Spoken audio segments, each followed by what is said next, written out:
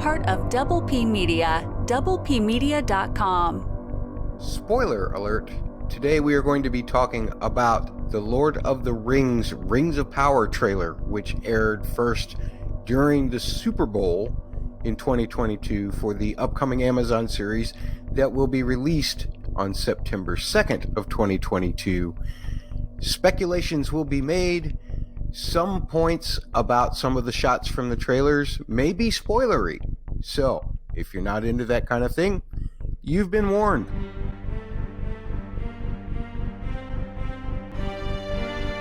Bustin, Blockbusters.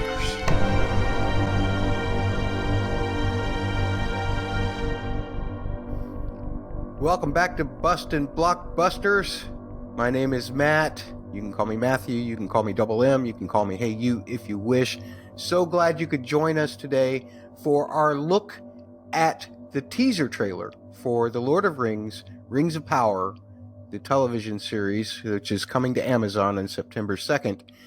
And I was going to have a guest with me today. People have been demanding proof of life from Catfish as if they can't get it from the Parsec Passion podcast. Just last week, he was talking about Book of Boba Fett. But no, they asked me for proof of life, and I was going to have him on. Yet, things happen. Emergencies happen. Things, especially in his business, where he could be called to do something at any given moment. He couldn't make this particular podcast. He is alive, I promise you. I promise you. I do not have him dangling from some rope somewhere or anything like that. He is alive. Plus, it may be more beneficial for the fans of The Lord of the Rings anyway, because Catfish and I have a terrible, absolutely terrible track record, that's a double T, of covering shows that end up only getting one season. We covered the first and only season of Penny Dreadful City of Angels. We covered the first and only season of Lovecraft Country together. This is what we do. So maybe the fact that he's not here for this trailer actually bodes well for the series in the future. We'll find out when we start covering the show properly in September. But in the meantime, feel free to give us your thoughts about this trailer, supplement the lack of Catfish and therefore the lack of funny, probably in this podcast, with your own fun jokes about the trailer. And I'm going to be rating it today. We'll be going through it not frame by frame like we do sometimes at the Double P Podcast Network, but shot by shot. And we'll be looking at that. We'll be getting some of your reactions to the trailer via a poll that I put out and a little bit of feedback as well. Might even play a fun game. I had a What's Worse game planned for this particular trailer. It's not so much fun when I have to argue both sides as it is when I have somebody to bounce it off of. So I might just pose those questions to you as we get to that portion of the podcast. No musical analysis this time, so nothing to worry about skipping over if you're not into any of that. I'll tell you what, why don't we just get right into rating this trailer? And for that, I'm probably going to need an episode metric or two. Episode metrics. And naturally, anytime that I'm going to be talking about metrics, then I better get my glasses so that I can read those metrics, because sometimes there's a lot of letters associated with these. And I guess I'll start with this metric. First of all, let's just say that I really liked the trailer. First of all, I'll give you a number rating here in a minute. But here's a couple of things to consider about how I arrived at that decision. One metric is the LES-WT MWI. Looks expensive, so was the money worth it? Very important metric. It looked fantastic. I thought that the whole thing was just beautifully shot. I love the fact that it had that cinematic feel. It was shot in whatever ratio that films are shot in, rather than just a standard, HD TV. Even though the episodes will probably come off that way, I still feel like that when I see something that is letterboxed, I'm like, ooh, this is special. And it felt special in that way. The effects looked fantastic. And the other question, though, that I have was that I was also pondering this metric. the WAHOTP, which is who are half of these people? Some of the characters I knew from reading the Variety magazine exclusive. Some of the characters I knew because we were told early on that characters that we knew from Peter Jackson's Lord of the Rings films might be appearing, mainly the ones that are kind of immortal, like the elves, or ones that were associated with some of their families, like the dwarves. And we knew that we were going to get some of that. But there were plenty of things that happened so fast and you couldn't tell who was who. And I've had to take notes in order to be able to discuss this trailer. Most of these notes are stolen. They're not mine. They're not my recollections. I will admit to you that I am not a Lord of the Rings expert. I am not a Tolkien scholar. If you want any of that stuff, I suggest you go to onering.net because they've got plenty of people over there that are more than willing to prove themselves as to how well they know how many times Aragorn breathes a second or a minute, or how many times his heart beats in a minute and stuff like that, which I don't care about. I just care that I get a good story. I want something to wow me and pull me in and make me invest not just in the characters that I know, because since I know that Galadriel is in this earlier thing, and I know that she's in the Lord of the Rings movies, I'm not really too invested in whether she's going to live or die. These are the kinds of things that you know are going to go one way or another. Now, that doesn't mean there's not peril. That doesn't mean there doesn't have to be some kind of recovery period in this stuff. But, if I see Galadriel and I see Elrond, I'm not going to worry that they're going to get their head split in two. Some of the other mortals that we may see that I don't know, I need the show to invest me in them. I'm not quite so sure that this trailer truly invested me in any of the characters that I didn't already know and weren't already satisfied with how their outcome is going to be. On the other hand, I've had to collect a lot of stuff from places like Screen Rant, Polygon, In Deep Geek, the YouTube, in order to be able to suggest to you what some of these shots might mean. And some of those interpretations are conflicting, so it'll still be up for you to decide and for me to decide ultimately who we think's right or wrong about those. I'm not even talking about rating the episode right now, am I? I'm going to give this 9 out of 10, what I like to call double Ds. And that stands for daring durance, because you've got to be daring in order to break a rock, right? Especially if you're a dwarf. At any rate, now it kind of making fun of Durin there and the fact that they made such a big deal out of a shot of a rock.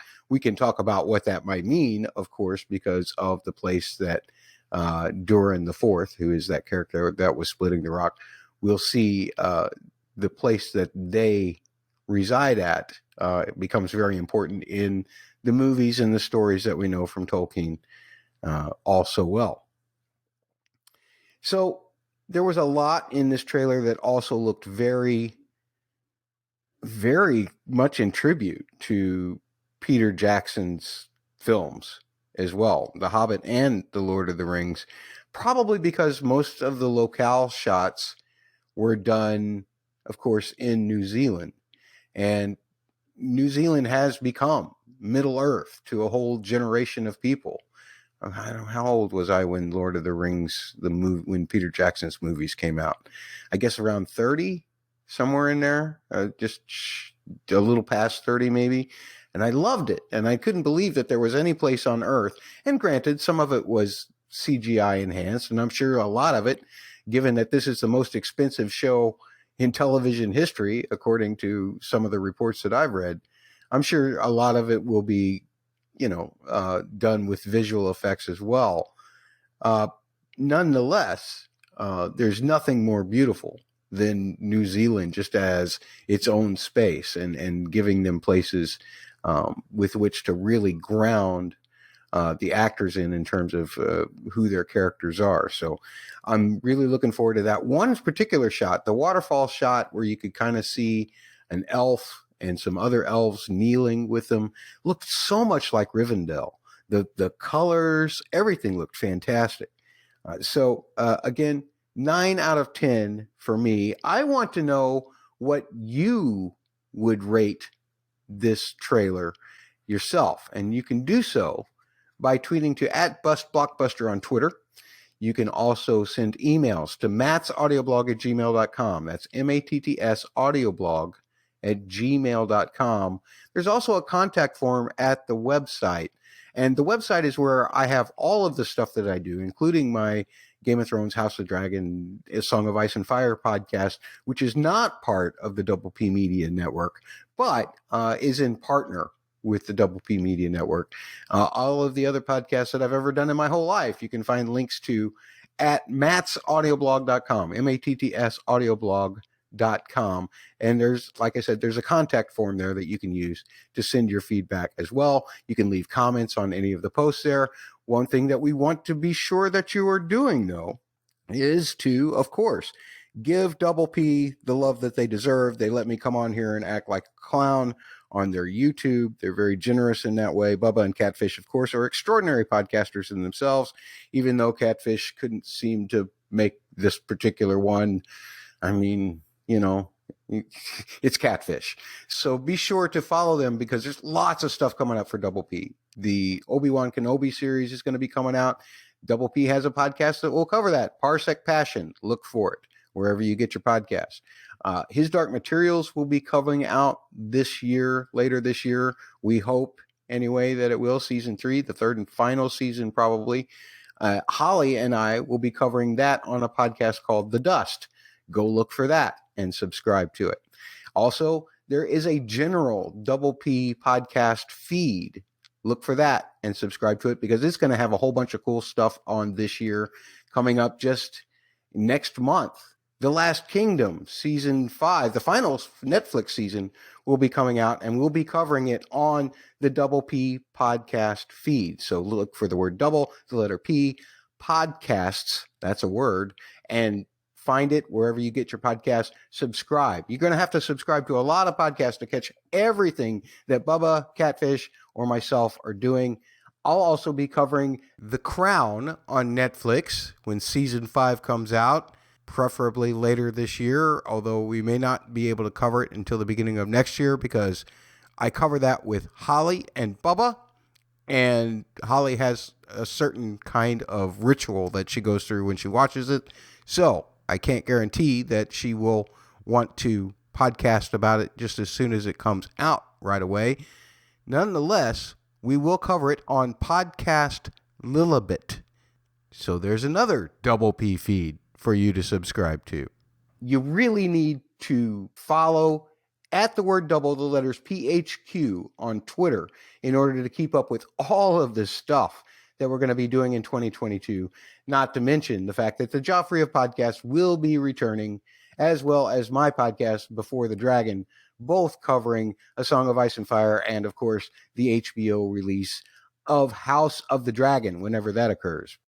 Make a list of podcasts to subscribe to so that you can be sure to have fun with us, interact with us. You can also just subscribe to the YouTube because everything that we do for Double P Media shows up there. That is youtube.com/c/the word double, the letter P, media. Whew, that's a lot of housekeeping that I'm getting out of the way here. I've got pages and pages of notes here, and I'm going to try to keep this as brief as possible because I know that your time is valuable to you. Hopefully, I'm just riding along with you on your commute to work, and you can just pause me and turn me back on when you're ready to, or when you get tired of hearing my voice, because sometimes, you know, when I do these things by myself, I get tired of hearing my voice. One thing that I did do just to get a pulse on what people were thinking about this trailer was I put out a poll at Blockbuster on Twitter asking people to rate this trailer on a scale of 1 to 10. And I gave everything kind of different numbers and different things. But 10 out of 10 would have been Galadriel greatness. 7 out of 10 to 9 out of 10 would have been Durin doable. If you had a 5 or 6 rating out of 10, then it was mediocre Middle Earth. And if you had anything lower than a 5, was considered Harfoot horrible. And I didn't really assign these with any kind of intention, as if to say like the Harfoots are a terrible invention, because they do exist in that time period. There's just not much in the way of stories for hobbits. And here's the thing that was surprising to me. I got a lot of votes. I get more votes than I normally do on polls like this. And maybe it was because I also tagged it with the Super Bowl, so it got more attention. Or maybe the fact that it was retweeted by Double P. But I found it very interesting. Less than half of the people total rated it higher than a 6. Everybody else rated it a 6 or lower. Let's see, it's something like nearly 54% rated it a 6 or lower, and the remaining percentage, 46%, 46.5% maybe, rated it higher than a 7. 25% of the vote went to Galadriel Greatness. That's a 10 out of 10. Durin Doable, which is 7 to 9 out of 10, got 21.4%. Mediocre Middle Earth got 17.9%. But the overall vote getter, highest vote getter, was the 1 to 4 rating, the Harfoot Horrible. That's a double H. 35.7% of the people who voted on this poll evidently did not like this trailer. And I wonder if one of the reasons that they didn't like this trailer is for one of the reasons that I took my point off, and that was that the shots went by so fast, and it was very hard to get invested in these characters unless you already knew who some of them were, especially the ones that aren't really in the story, so to speak, of the Silmarillion or any of the other Tolkien legends that you might find in the appendix or anything. There were only a couple of characters that we know from Tolkien mythology really well that we saw in the trailer. A couple of them were just completely made up. So maybe that's one reason why you didn't like it. Or maybe you just thought that it was too short. Maybe you just thought that it wasn't, it wasn't impactful enough. Maybe you thought against what I think, the fact that it was beautiful. But either way, I want to hear what you think. Once again, tweet at Blockbuster on Twitter, or you can also tweet to the bosses at the word double, the letters PHQ on Twitter. Oh, also, don't forget that Double PHQ has a Facebook page, facebook.com/the word double, the letters PHQ there as well. Now, I'm not going to be presenting any Tolkien expertise here. As I said, I am not a Tolkien scholar. You can go to onering.net to find those if that's what you're really looking for. And I don't blame you.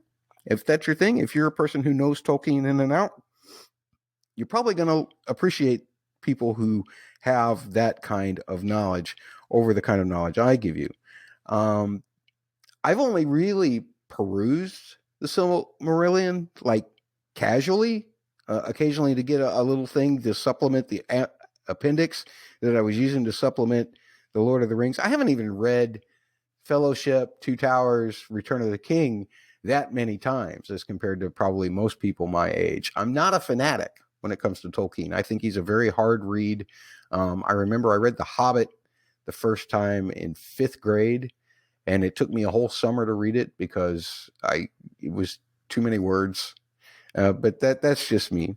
But I'm going to be, as I said earlier, I'm going to be relying on the expertise of a couple of other articles or other scholars who have put some thought into their reviews of this trailer. And that includes Screen Rant, Polygon, the In Deep Geek YouTube, and of course, the Variety Magazine exclusive that came out shortly before the weekend, so that, because you got to prep these people to understand what they're going to be seeing in the trailer so that they can be wowed by it. The stories, according to In Deep Geek, that can be focused in on a little bit, that come from the Silmarillion or other like stories, would be like the rise and fall of Numenor, which is a place where the land of people like Aragon are originally from, or the forging of the rings of power, We all heard that story in the prologue of Peter Jackson's The Lord of the Rings Fellowship of the Ring movie, but we might actually see what's going on in real time with that. The rise and fall of Mordor, which how many times is Mordor going to rise and fall? We're going to have to find that out, I suppose. We've seen that happen once or twice before in the movies already. The last alliance of elves and men, something else that we saw a glimpse of in the prologue of Peter Jackson's Fellowship of the Ring. And the connecting tissue for all of these stories really is Sauron, who is actually our big bad from Peter Jackson's movies, right? Sauron is the person who was a kind of a right arm, except I think technically he was a left arm of Morgoth, who was a big bad in the first age. And then Sauron came up, I guess it looks like, if we're covering mostly the second age in this television show, it looks like that Sauron we're going to see him come up. Maybe we'll see a little bit more about his origin, his turn from being just a Morgoth, side guy to becoming the big bad himself. There is one other thing to note, and that is that the time period of the Second Age, the time period that this show is set in, it's actually technically in the stories spans over thousands of years. But the showrunners, that's J.D. Payne and Patrick McKay, have said that they are kind of going to compress some of that time span simply, and for a good reason. You don't want to have to invest in a whole new set of human characters because the next thing happens 150 years after the last thing happens. Humans don't live that long. So you just have to keep bringing in new people, which may be more true to form. But I can appreciate from a storytelling standpoint that I want to be able to invest in a character and stay invested in them throughout the entirety of the series. So they're going to be compressing the timelines a little bit. I think it's time to discuss these. Again, we don't do frame by frame in terms of here, like Bubba and Catfish do for many things in Parsec Passion or in the Joffrey of podcasts. We will do shot by shot. And it's a little segment that we like to call blah, blah, blah. Blah, blah, blah, blah, blah, blah, blah, blah, blah, blah, blah, blah. Okay, so let's get started here. And I'll be reading a lot of things, but I'll be supplying you some pictures if you're on the Double P Media YouTube so that you don't have to watch me read all of this stuff. But we'll start with the first images. And the first shots are a ship coming into this beautiful harbor.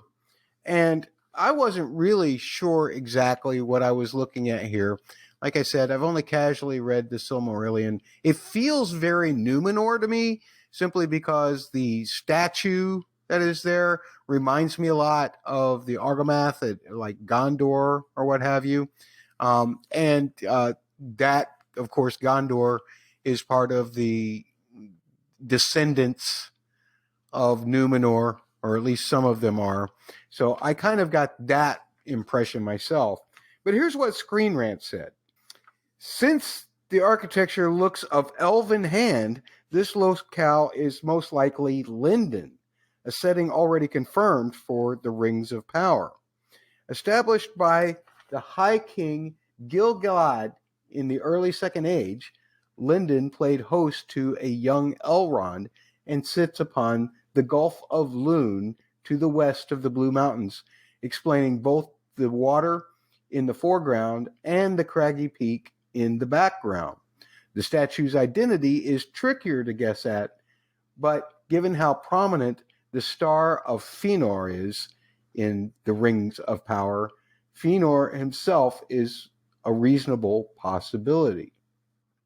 Now, Polygon actually disagrees with this, saying that in Tolkien lore, the two Argonath statues are one of the great works of the Kingdom of Gondor, which is what makes it such a good bet that this is a human city rather than an elven one.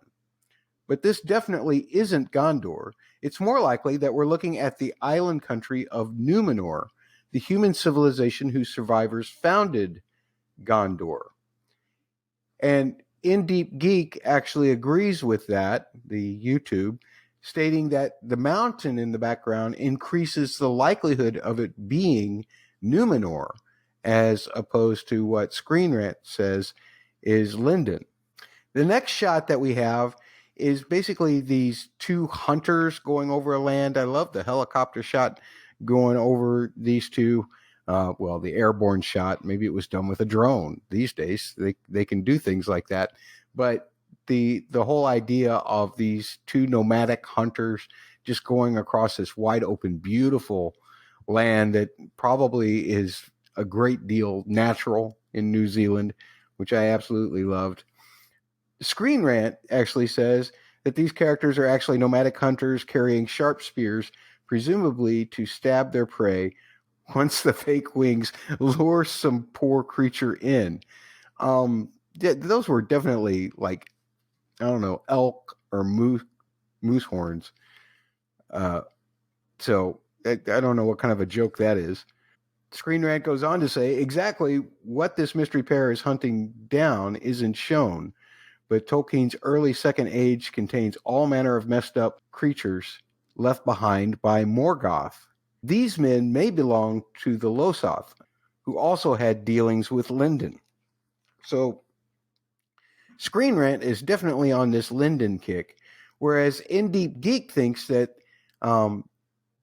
these hunters, no matter where they are or who they're connected to, may have some kind of low-level interaction with the main characters, but nothing of note. It's more just kind of just a scenic shot to say, look how beautiful this is. We spent so much money doing this very expensive drone or crane shot over these guys who have these made up horns that cost billions of dollars a piece in order to just tell you that we're making money, that we're spending money. As we get to that, then we hear this female voice saying, have you ever wondered what else is out there? There's wonders in this world beyond our wondering. I can feel it.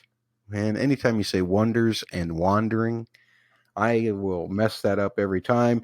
Evidently, Markella Kavanaugh did not, though. I think that that's her voice, and we see her face as we hear those words, or right after we hear those words. Screen Rant says that early hobbits haven't settled in yet around the Shire. Markella is playing what is called a Harfoot, kind of a predecessor to the hobbits. The Harfoots are described as secretive and isolated from other species, but since Kavanaugh's character promises that there are wonders in this world beyond our wandering, it sounds like this youngster will break the laws of her people to seek a new, better home, perhaps even the Shire. That's an awful lot of speculation. And some of these things that are being said by Screen Rant and In Deep Geek and even Polygon, which we will hear from some as well, they're basically saying things that are also based on things that showrunners have told Variety Magazine and things like that. So I'm giving credit to all of these websites for what they're saying in the show notes. Be sure to check that out as we go along too, and give these people some love for their thoughts. I'm not sure if there's much to say about this character since we don't know anything about her. It's kind of a sweet shot. It kind of endears you to them, or at least it did me. What do you think? Send me a tweet to @BustBlockbuster. In Deep Geek added, and this is something that I think that came from the showrunners and in that Variety exclusive, said that there will actually be two Harfoots in the story. And I'm not exactly sure to what extent we will see both of these two Harfoots, but it would appear that Markella Kavanaugh is playing at least one Harfoot that we will meet in this world. Then you've got a title card saying "Before the King," and then there's this huge waterfall that you see that I guess it's frozen, And then you see Galadriel, who's using her knife to climb an ice flow. This scenery is absolutely beautiful, and it looks so perilous what Galadriel is doing here. And Screen Rant says, most will know the gracious, graceful Lady of Lothlorien, who is played by Morpheed Clark. See, if Catfish was here, he could make fun of me trying to say these names, because I will not get a single name of these actors correctly. But who's playing Galadriel, who wields powerful magic and has a scary secret face. But the Rings of Power Galadriel is a hands-on warrior battling the remnants of Morgoth's followers. Wow. Okay. So with that in mind, we're going to see a much more warrior side of Galadriel. We kind of saw a little bit of a warrior side of Arwen, I suppose, in the Lord of the Rings, in Peter Jackson's Lord of the Rings. Screen Rant further speculates that these are the Blue Mountains just outside of Lindon. Fancy that. Screen Rant is on a Lindon fixation. What do they know that the rest of us don't? We'll have to see whether they know anything at all once the show comes out and we see some of these shots in the television show. They also note, however, that several other climbers scramble below, suggesting that this may be an elven challenge of some sort, and Galadriel is naturally winning. The twin stars upon her shoulder represent, again, the star of Fëanor. So lots of fixations on Fëanor and Lindon coming from there. Now, Polygon adds that in Tolkien's Legendarium, Galadriel did indeed have a long history of badassery before she settled down to be the queen of her own realm. So we're seeing a younger Galadriel who has a lot more heart and is a lot more active, because naturally she's not in the same position of power that she is by the time we see her in The Lord of the Rings. She's much more on the, at best, middle management, maybe. And because she's the best elven warrior, it seems like she's winning this race anyway. We then get another title card that says Before the Fellowship. So we've got Before the King, Before the Fellowship. And then we see a human at sea and during a pretty fierce storm. And it looks like they're holding on to some shipwreckage or something like that. And Polygon says this about it. The struggling man would seem to be the original character, Halbrand, who is a fugitive from his own past, based on the Vanity Fair feature. A castaway, he will meet Galadriel while they are both adrift in Middle-earth's western sea. So that's interesting, and we'll see some shots of Galadriel later on that might confirm the two of them meeting in the sea. Screen Rant says that Charlie Vickers plays Halbrand, who is a brand new human character in J.R.R. Tolkien's world. So this is a showrunner-created character. Halbrand is described as running from his past by official marketing, and this watery sequence takes place on what they call the Sundering Seas. We can perhaps deduce, therefore, that Halbrand came from Numenor, the island of mortal men located between Middle-earth and Valinor. Halbrand must have either been exiled from his home or ran away due to some dark misdeed. They think also that his raft will encounter Galadriel, and I think that we get that shot, like I said, a little later on in the trailer. Then we get an elf doing elf things, right? I mean, this is the very Legolas-like kind of feats, or the feats that we expect from a Legolas-like elf. Like catching an arrow mid-flight and then using it, pulling his bow back and using it to shoot back at his enemies. And Screen Rant says this. The Rings of Power debuts Ismael Cruz Cordova's character Arondir, another new addition to Tolkien mythology. Arondir is a Sylvan elf or wood elf, heralded more for their combat abilities. That seems to be right in line with Legolas, right? Arondir clearly knows his way around a bow and arrow, catching a projectile midair and firing it back with his own bow. Arondir will be involved in a Romeo and Juliet style forbidden romance angle, see what I mean about possible spoilers, with a human woman. And Polygon says that the woman is a village healer named Rowan, and there is one of the shots of Arondir and Bronwyn. Bronwyn. I'm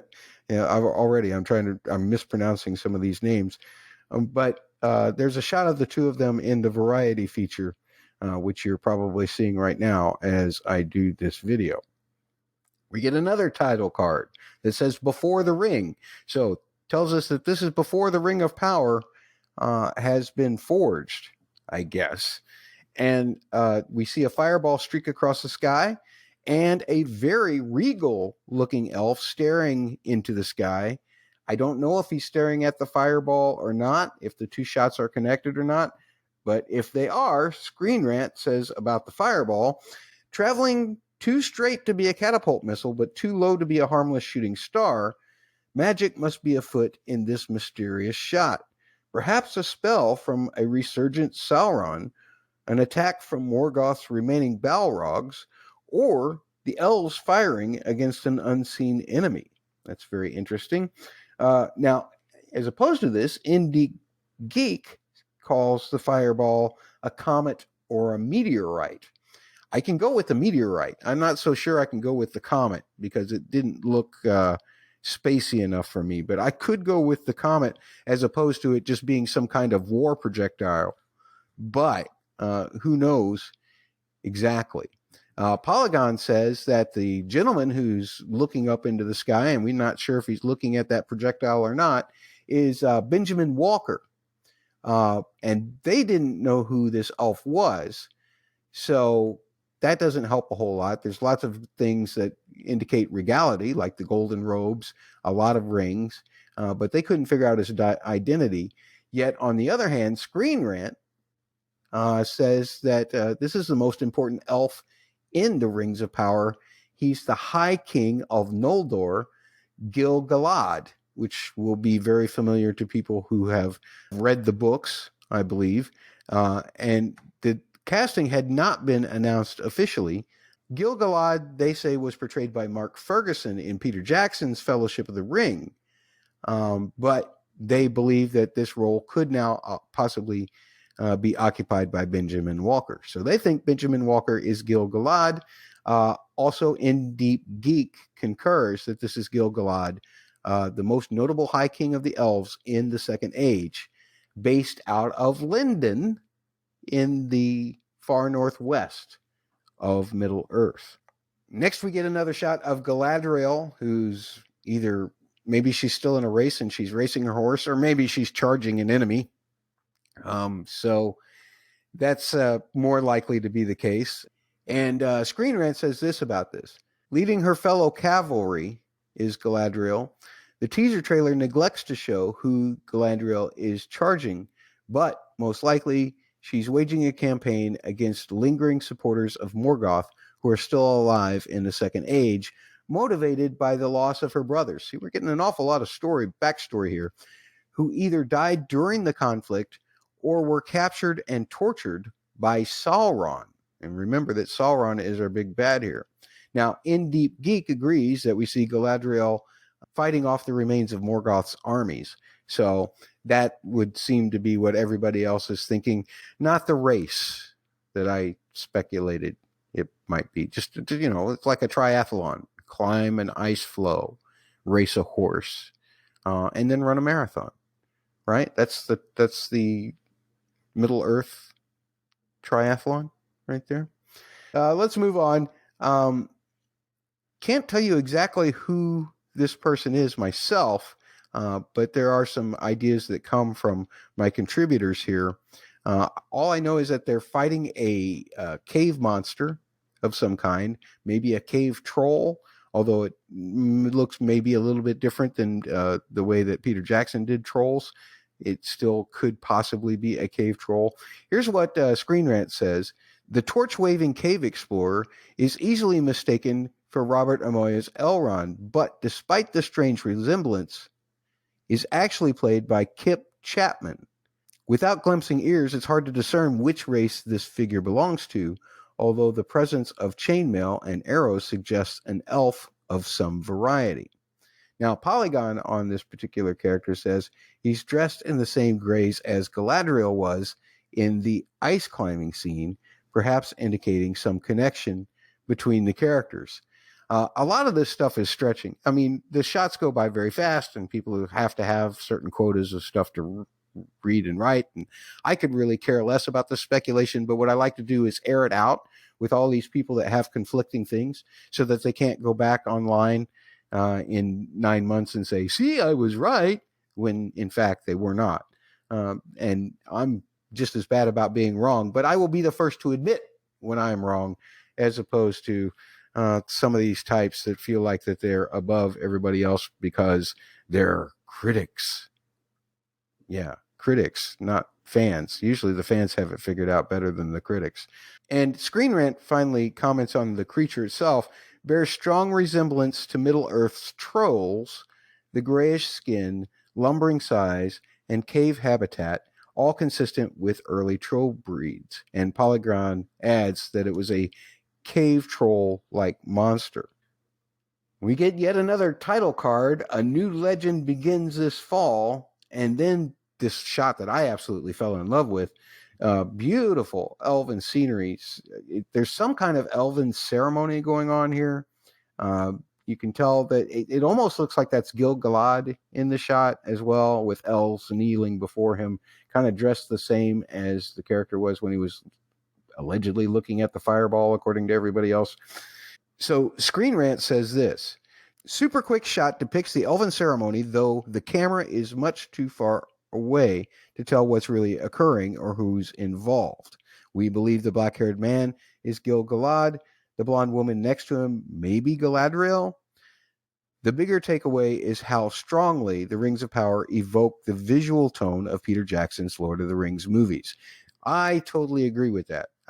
The first thing I thought of was Rivendell when I saw this. Just the cliffs, the running water, the beautiful elf structure on top of it, the colors of the leaves, which is very strange because one of the reasons that we learn in Peter Jackson's series regarding the Lord of the Rings that the leaves are turning those colors is because it is the time of autumn for the elves. It's why they're all leaving to go to the west, to Valinor, to take their final place in eternity, as opposed to sticking around in Middle-earth. So the color scheme, maybe being that it's just the Second Age, doesn't really work with the storyline of the elves themselves.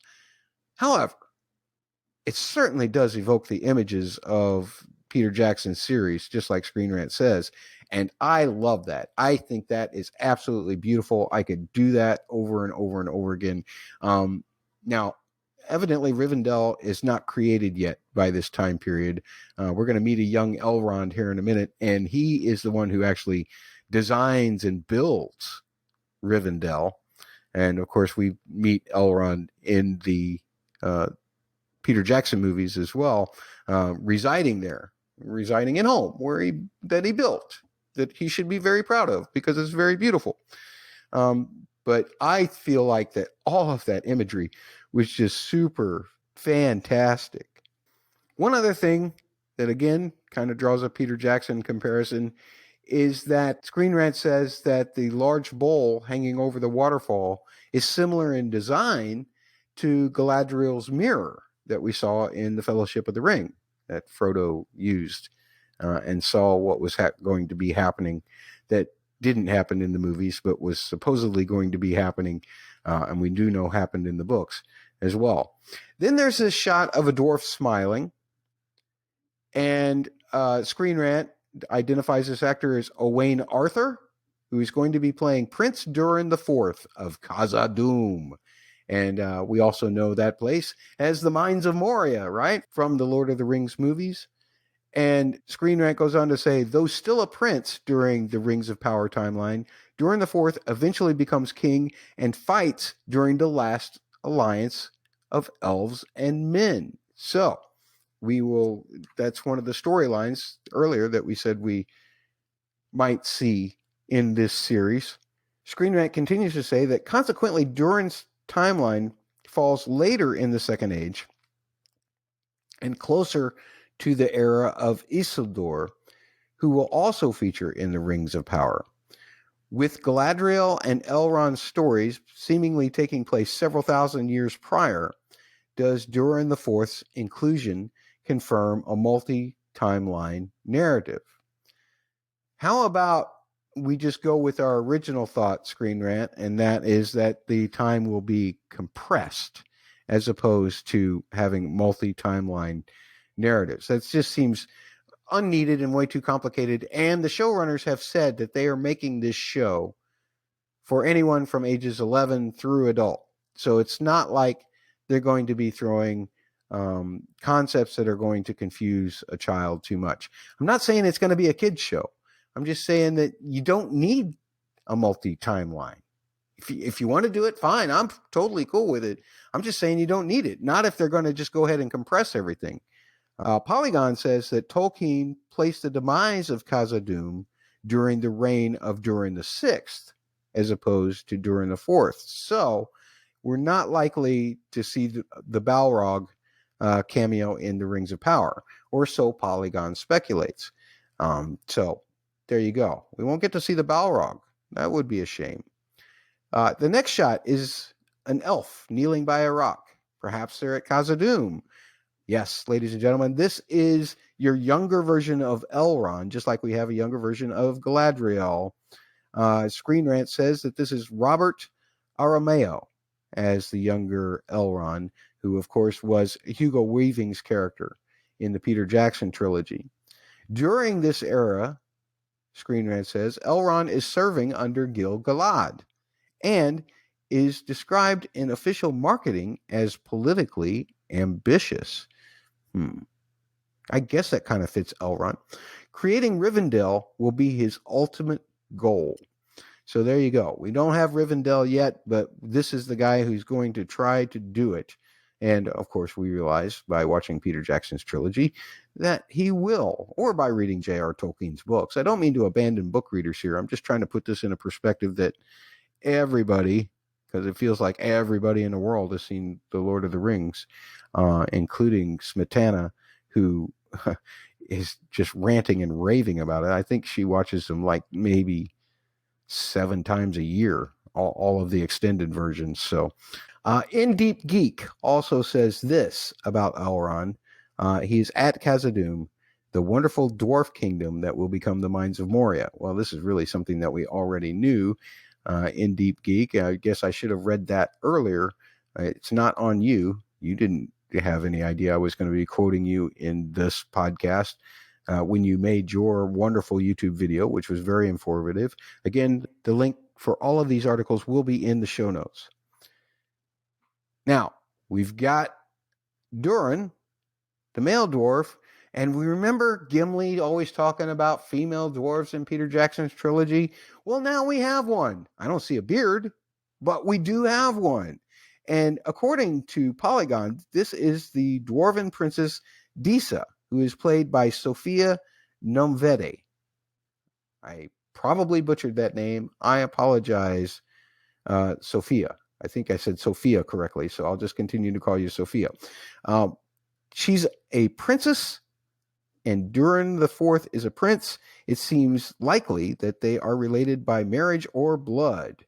And In Deep Geek agrees on all accounts of that. Screen Rant adds, she is the princess of Khazad-dûm, and includes that this is the first female dwarf in live action of The Lord of the Rings has ever done. Any series of The Lord of the Rings in live action. So that's a wonderful start. We're back to Galadriel, and this time there's this hand, a human hand, which is pulling back her hair to reveal her ears.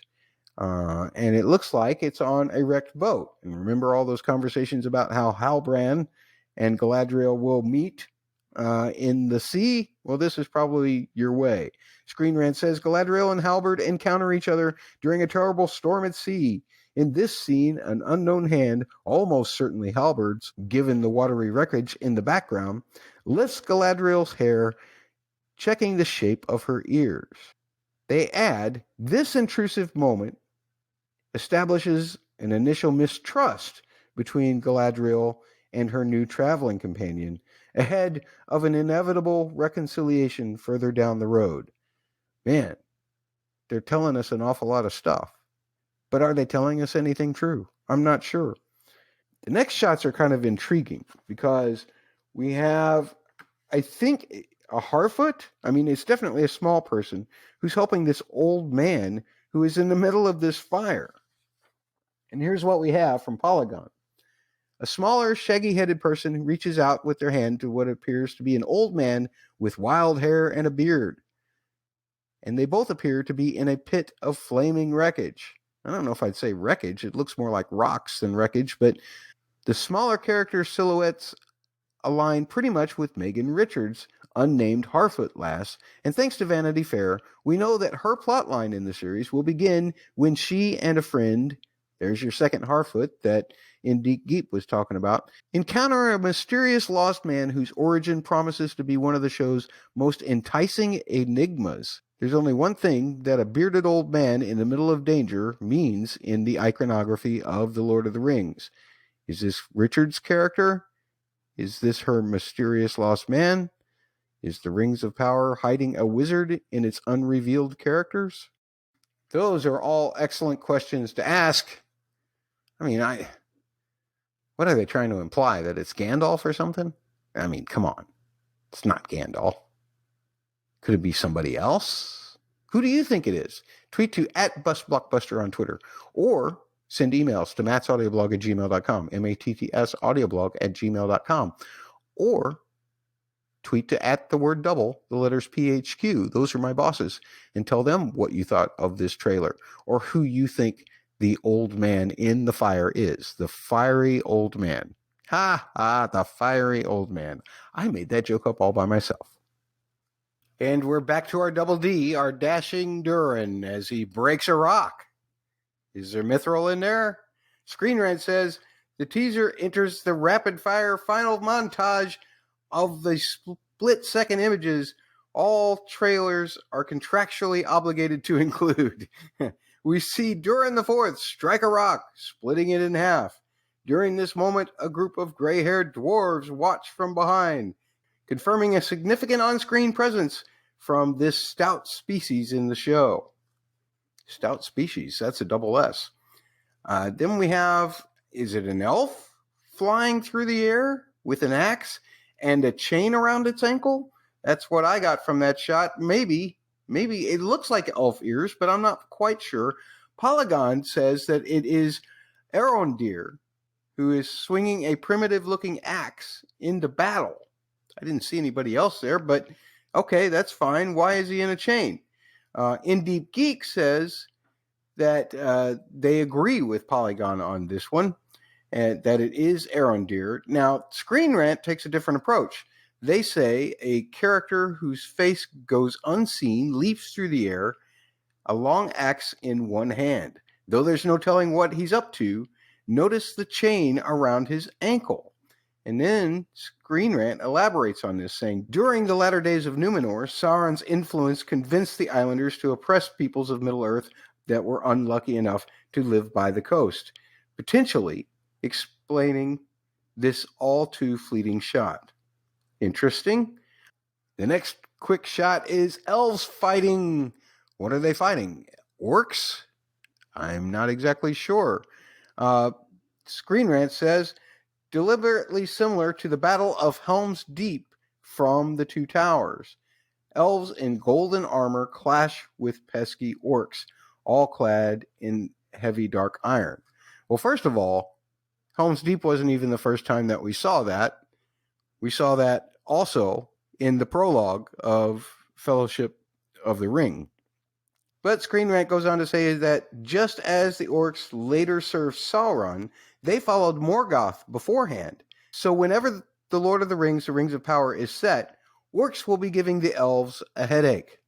Deep Geek thinks that this character may be Finrod, but also points out that Finrod actually wasn't around in the Second Age. He died right at the end of the First Age, and that the TV story is set in the Second Age. Over there at Indie Geek, they continue to make a whole ton of excuses as to how the TV show might incorporate Finrod into the Second Age story. Maybe a flashback, maybe even though Finrod died defending Beren in Tolkien's stories, they'll still figure out a way to change something or that. I'm trying not to pin character names on any of these people that we don't really have any direct IMDb access to or haven't heard from in regards to magazine articles. I don't try to speculate about things, folks. I'm just here to enjoy it. I'm not here to make some kind of prediction and then pat myself on the back in 6 months and say I was right. That's for other people. That's for people like Screen Rant. That's for people like In Deep Geek. That's for people like Polygon. And the next and last major shot is a very small hand reaching out to a very large hand. And then there is this title card, The Lord of the Rings, The Rings of Power, September 2nd. And we know that to be September 2nd of 2022. This year, this September, yay! Screen Rant describes the shot as, since this is the last shot of the trailer, whomever's hand this belongs to must be of great importance. The hand's ominous aura may suggest Sauron, but the Dark Lord's Anatar form is supposed to be quite fair-looking, not covered in dirt. And get ready for this prediction from Screen Rant. Tom Bombadil is possible. Whoa! Given the godlike forest dwellers' association with nature, and the same figure is shown holding an apple in the Rings of Power character posters. Screen Rant tries a more exotic option, being the hand belonging to Olorin, the original form of Gandalf, and goes on to mention that before his incarnation as a wizard, Gandalf walked unnoticed amongst elves of Valinor to learn more about them. These tattered clothes and carrying hands could be part of that disguise. Well, who are the small hands? Is that a Harfoot? Polygon says the final image of the teaser is of a small hand grasping fingers to those of one much larger. A child and an adult, a Harfoot or Hobbit and a demigod. And just putting those two shots together, the character poster and the hand in the trailer shot, they do seem similar. The clothing seems kind of similar, so it's a possibility. Whoever's holding that apple in the poster could be holding the hand in the trailer. I'm not exactly sure whether that means anything or not, but I suppose we will find out. And that concludes my breakdown of everybody else's breakdown of this Lord of the Rings trailer. The Rings of Power. Wow, what a name. It's a great title. And since they say before the One Ring, or before the ring, which I'm assuming is the One Ring to rule them all, then perhaps we shall see the forging of all of the rings, or maybe some of the rings have already. I don't remember when the rings were forged. I'm sorry. Like I said, I'm not a Tolkien scholar. OneRing.net. Go to OneRing.net if you want Tolkien scholars. If you just want to yuck it up a little bit with me, if you're having a yuck at all, except just to hear me babble and babble and babble, then, stay here. But if you want serious, expert predictions, go to Screen Rant or to Polygon or to In Deep Geek. Or if you want superior knowledge, go to OneRing.net. Why am I blasting everybody today? I'm taking everybody out, and I'm not exactly sure why. Oh well, that's what I do. What's worse? So since it's no fun for me to argue with myself, you're going to get another taste of that soon anyway, when I take on Coach T as a co-host, talking about The Witcher Season Part 2. We'll get to that sometime next week. The podcast will be out. But I'm not going to argue with myself on what's worse questions. I'm just going to put these on the poll, but I'm going to ask you now directly. And you can put them in the comments on YouTube. We'd love to do that if you do that. Or you can just simply go to @BustBlockbuster on Twitter. Shortly after this podcast comes out, you will find the poll up near the top of the profile page of that Twitter. What's worse, being stuck in a fire or having the only person who can help you out of the fire being a Harfoot?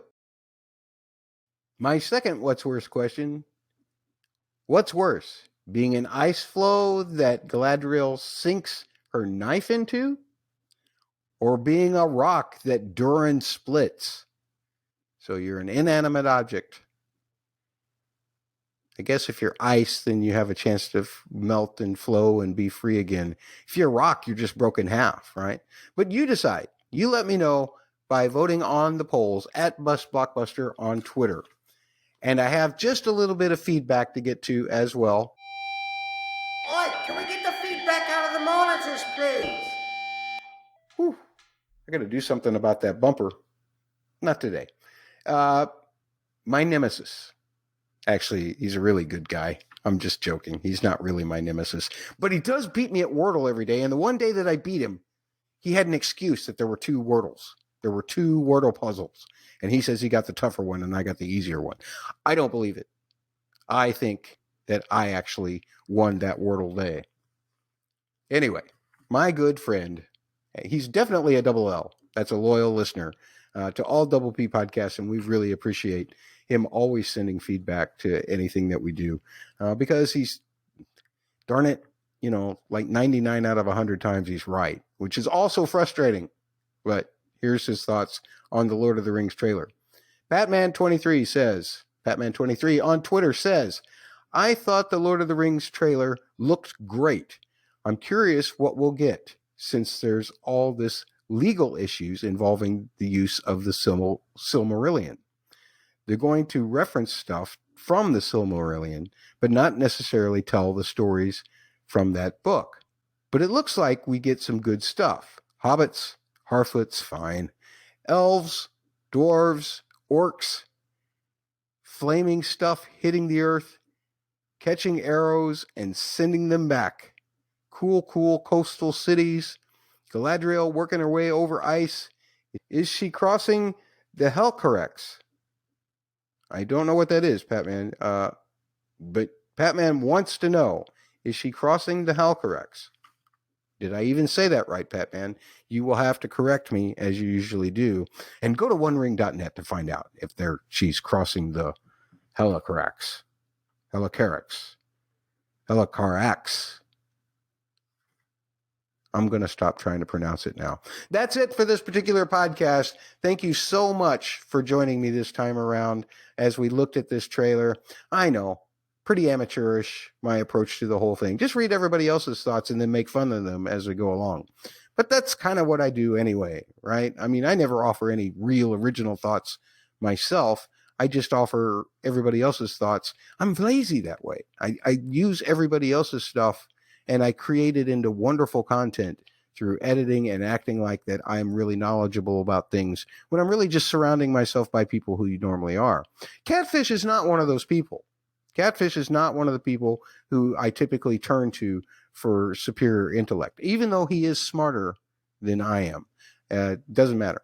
I will refuse to let Catfish think that I turn to him for his superiority. I will let him think that I use him, though. That's fine, which is probably why he didn't show up for this particular podcast. He's your 67 favorite CJG man on Twitter. That's right, CJG man 67 on Twitter. Send him a tweet telling him how much you loved his commentary on this podcast.